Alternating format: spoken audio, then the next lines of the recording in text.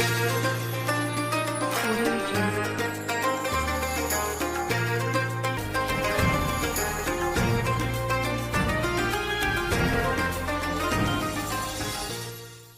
علیکم ناظرین، پروگرام حقائق کے ساتھ میں ہوں آپ کا میزبان حماد الحسن۔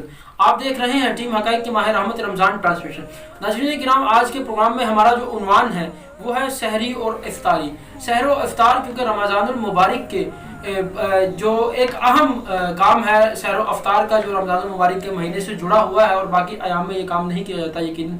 تو اس کے فضائل کیا ہیں اور اس کی برکات کیا ہیں، اسی حوالے سے آج کے پروگرام میں ہمارے ساتھ موجود ہیں مولانا عبداللہ صاحب۔ میں ان کو اپنے پروگرام کے اندر ویلکم کرتا ہوں۔ مولانا صاحب السلام علیکم۔ محترم، یہ بتائیے گا کہ سحری اور افطاری یہ دو ایسے کام ہیں جو رمضان المبارک سے ہی جڑے ہوئے ہیں۔ سب سے پہلے مجھے بتائیے گا کہ سحری سے کیا مراد ہے، سحر کہتے کس کو ہے، سحری ہوتی کیا چیز ہے؟ حماد بھائی، اللہ تعالیٰ کا ہم پر بہت بڑا کرم اور احسان ہے کہ اللہ تعالیٰ نے ہمیں آپ صلی اللہ علیہ وسلم کا امتی بنایا۔ آپ صلی اللہ علیہ وسلم سراپا رحمت، جیسے یہ رحمت کا مہینہ ہے ویسے ہی آپ نبی رحمت ہیں۔ آپ صلی اللہ علیہ وسلم نے امت کو جہاں پر اعمال دیے وہیں پر امت کو ساتھ ان اعمال کے فضائل بتلائے۔ مثال کے طور پر رمضان المبارک میں سب سے اہم فریضہ رمضان کے روزے رکھنا ہے، اور روزہ رکھنے سے پہلے سحری ہم کرتے ہیں۔ سحری کھانا، یہ روزہ رکھنے سے پہلی بات تو یہ ہے کہ سحری کہتے کس کو ہیں۔ اصل میں اگر لغت میں دیکھا جائے تو سحری کہتے ہیں کہ طلوع صبح صادق، یعنی جو اذان فجر کی اذان کا وقت ہے اس سے کچھ دیر پہلے جو کھانا کھایا جاتا ہے اس کو سحری کہتے ہیں۔ ٹھیک ہے۔ بعض علماء نے کہا کہ اس کا وقت نصف رات سے لے کر یعنی وہ اذان کے وقت تک ہوتا ہے۔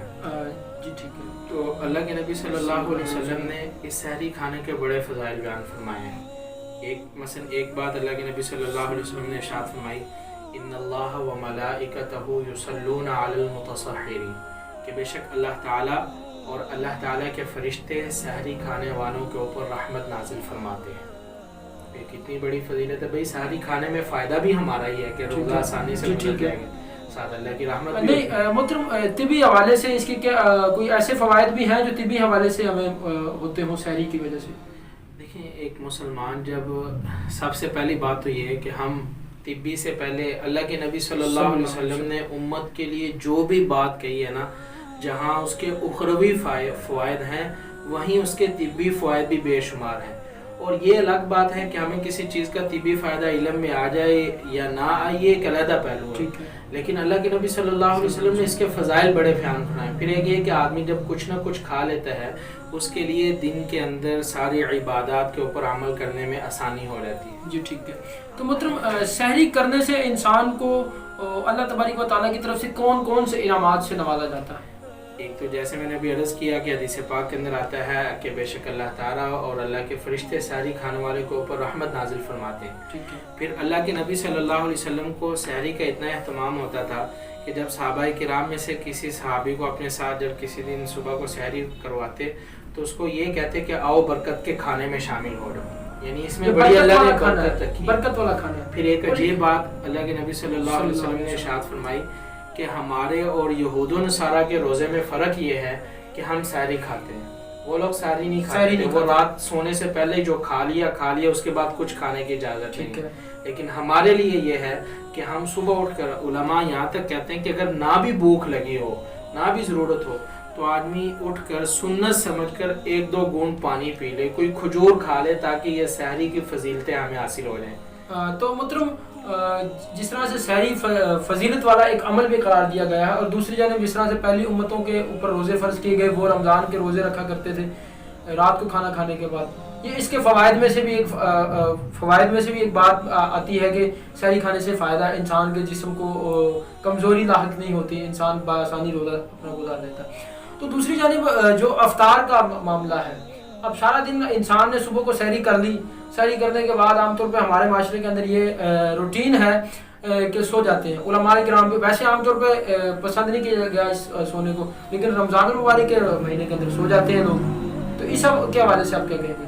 دیکھیں، اس میں اگر مثال کے طور پر اگر تو ایک بندہ ساری رات جاگتا رہے عبادت میں قیام اللیل میں جاگتا رہے جی ٹھیک ہے، تو وہ اگر سحری کھانے کے بعد سب سے پہلی چیز تو یہ ہے کہ ہمیں یہ خیال کرنا چاہیے ہماری فجر کی نماز نہیں رہنی چاہیے. ٹھیک ہے، اکثر ہوتا ہی ہے کہ ہم ابھی دیکھتے ہیں کہ نماز میں ٹائم ہے لیٹ جاتے ہیں, وہ آنکھ لگ جاتی ہے تو فجر کی نماز ہی رہ جاتی ہے.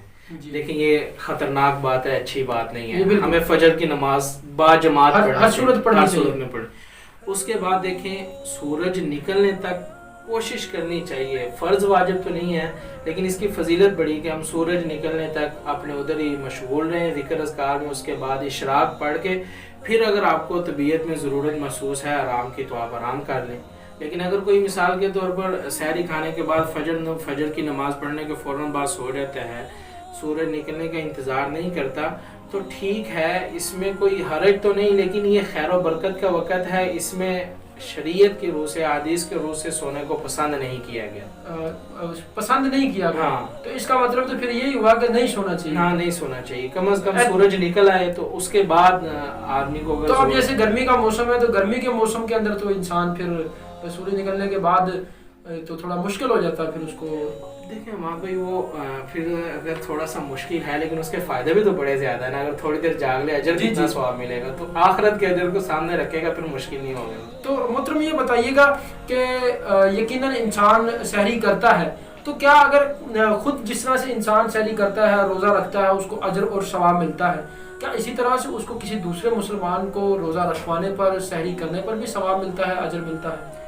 ایسی بات ہے. دیکھیں اگر کوئی آدمی حدیث پاک کے اندر آتا ہے کہ اگر کوئی آدمی کوئی بھی خیر کا کام کرے, نیکی کا کام کرے جی, یا کسی کو کسی نیکی کے کام پر ڈالے تو اس کو ویسے ہی ثواب ملتا ہے جیسے نیکی کا کام کرنے والے کو مل رہا ہے.